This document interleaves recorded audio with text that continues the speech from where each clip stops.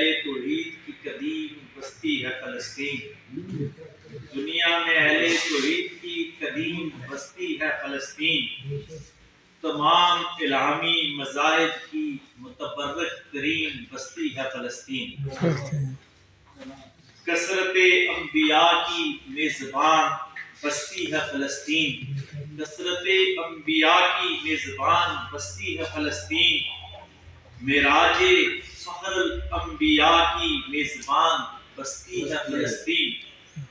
जिब्रीलो बुराक की क़यामगाह बस्ती है फलस्तीन।